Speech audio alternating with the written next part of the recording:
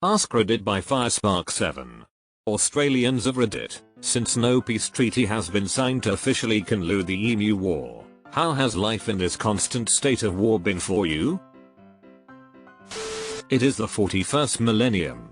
For 10,000 years, the Emperor has sat immobile on the heir's throne. He is the master of Australia by the will of the gods and master of millions of blokes by the inexhaustible might of his armies. But for all their multitudes, they are barely enough to hold off the ever-present threat to humanity from invasive species, genetic mutations, and far, far worse. These are the tales of those times. Forget the promise of scientific progress and conservation. There is no peace amongst the Outback, only an eternity of carnage and slaughter and the laughter of thirsting gods. In the grim darkness of the far future, there is only the Emu War. Against the tide of the emu gods of chaos stand the Digger Marines, finest of the Emperor's warriors. Them long-necked fuckers are just waiting for the opportune moment. Considering our country is weakened and divided by cover, they are more than likely about to make a move in the coming weeks. They also took all the toilet paper, SMH. We've kind of reached a balance of mutually assured destruction. We don't bring in the tanks and nukes, they don't bring in the cassowaries and drop bears. Cassowaries are utterly terrifying. Who do you think started the fires? We didn't. Pretty brutal really.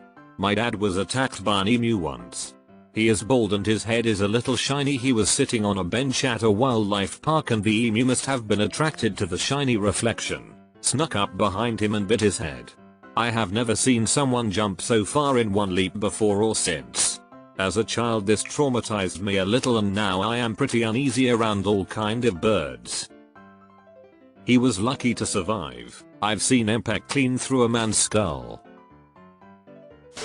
Firstly, thanks for bringing this issue up. It often feels like nobody cares. This is just what the emu loyalists want. Secondly, the war efforts themselves are an ongoing struggle for me and my unfeathered brethren. We try to stick our necks out on war-related issues, but the emus have always had us covered here as evolution has been kind to them when it comes to neck-related advancements and rhetoric. Lastly, our underground movements are gaining traction thanks to the tireless work of the Wombat Alliance, and the Eye in the Sky Koala efforts are proving vital to our current and future progress on the front lines. Hope for a COVID vaccine that doesn't work on emus is still in the works, but hope is on the horizon. We took back the cities, but it's in our minds that any day could be the day that we need to pick up our whacking sticks to defend our BBQ retreats from another invasion. Eat BBQ, or become BBQ. As a resident of Western Australia, where the majority of the battles have taken place, I am constantly reminded of this ongoing conflict. Every day I see emus, every day emus see me. We see each other as enemies, yet we are the same. Two species grown to fight amongst each other, based on the mistakes of our forefathers. Our emotions, our feelings, our hatred, all defined by our history and surroundings. It has defined our past, it defines our present. However, when I see these flightless aviarians, I see not a faulted species, but a mirror of ourselves. We have only known this conflict, but we shall not be defined by it. Neither of our species can fly. But with peace as a possibility, perhaps we can both soar. Beautiful. Well, for starters, my area was stolen from the emus when we drove them off the land. We've built a fine community in its place. The emus have yet to take this land back. Until then, I have yet to see a wild emu anywhere near here. If it were not for the war, I wouldn't be where I am today. Are you sure we are talking emus here? People don't really think about it. We are all preoccupied, watching in horror as our rebel kangaroos conquer Uruguay. See, I knew these kangaroos had to be state funded. They had too much resources for it to be a rogue operation. We are moving into spring. It is a terrifying time for us all as their allies the magpies launch sorties. Pray for us. I will. East Asia has always been at war with Emu Nation. Always has been. Death to the Emu Nation. Currently in the green zone, otherwise known as Tasmania. Everything is back to normal life now. Things got scary for a little while, but our premier looked after us. Got our borders shut down early and it's paid off. Everyone knows that emus can't fly over the Bass Strait, so we knew that would be advantageous in our victory against the feathered folks. But the rest of Australia, known to us Tasmanians as the mainland, has never fully recovered. Recent reports are showing they have some form of plague there at the moment. Horrid stuff. Onwards and upwards. The fight against the feather never ends. I'm in Victoria. Apparently emus are everywhere here. We can't even leave the house for more than an hour a day. I'm in Tasmania. So unless they develop the ability to navigate the strait, then I should be pretty okay. Unless they hire dolphin mercenaries to ferry them across, of course. We have sharpshooters constantly manning the northern beaches on lookout for them though, so that'd be a daring move on their behalf. You laugh, but having run into these fuckers in the wild, I tell you, they would kill you and everyone you love. After they're done torturing you in the chamber, of course. We never travel alone. Outside of the city walls, we drive in convoys of at least half a dozen vehicles. Some of them armored with machine gun turrets. If we are lucky, we get air cover. Australia has bigger problems. Surely they've been at war with the sun for almost ever. But the sun is constant. The birds, you never know what or when will cause the next attack. Every day I live in constant fear of the emu's inevitable swift and bloody reprisal. I wouldn't wish for anyone to have to live this way, but all we can do is take each day as it comes. My great uncle Bowser has it worse. He fought in the war and it still hurts him to this very day. He can't even see a chicken without having a complete meltdown now. For me, by far the hardest thing about living under the shadow of the emu is, hold on, I think something just breached the birdseed perimeter outside my bunker. I hope they don't make it past the line of hanging CDs. I'm gonna go check it. You. I think you mean constant state of fear. They could return at any moment. It's tough, but we found a way to survive by developing an edible emu repellent. It's called Vegemite and are eaten daily by the entire population. It works to discourage the emus from coming too close to civilization and terrorizing us. Every day, I live in fear my family will never know peace, fear the giant dino bird will King Kong my shit, my mother left without a daughter, no purpose, she joins the emus to destroy them from the inside, a goal to keep her from ending it all, but she forgot to take into consideration, she may like the gorilla birds, she falls for him at all. Usain Bolt, alligator looking ass bird, she takes her first human life, she loves it. I was in Aussie at Christmas.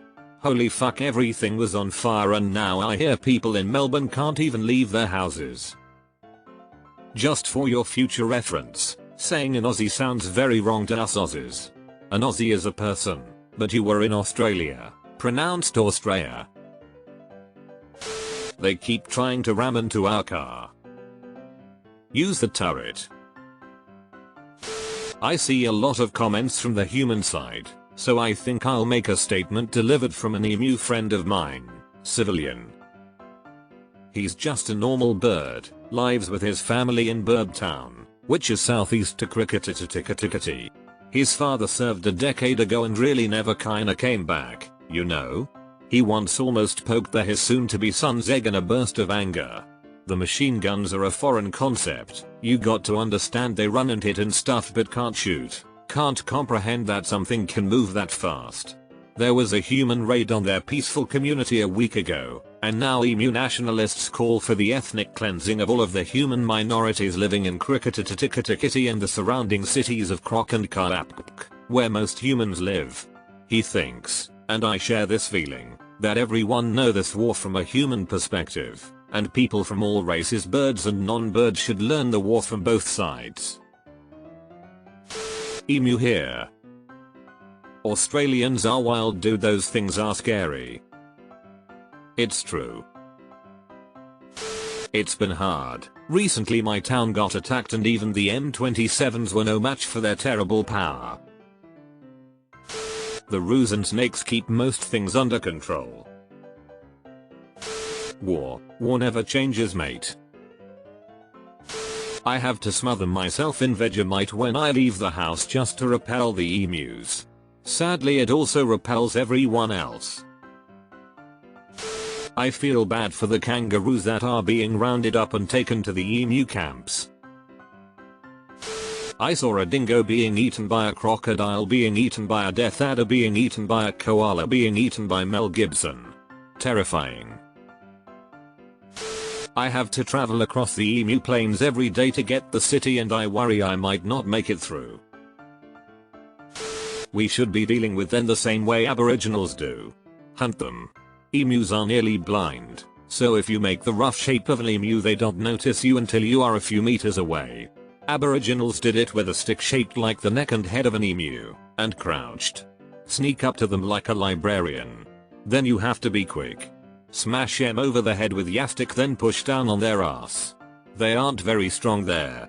The Aboriginals have uses for every part of their body. Resourceful people. Send help PLS, I think there's like 3 emu outside my house. Hell no. I'm not crazy. I don't want my country to get involved in a war against such a superior opponent. They were not emu said.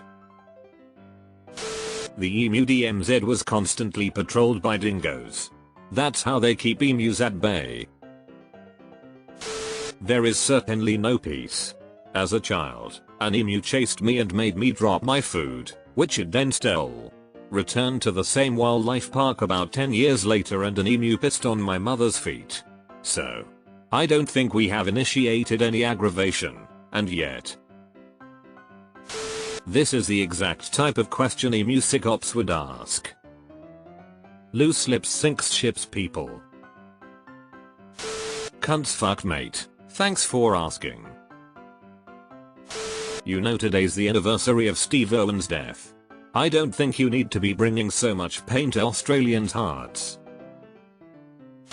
The Australians are living in constant fear, waiting for us to strike and claim a devastating victory from the jaws of defeat.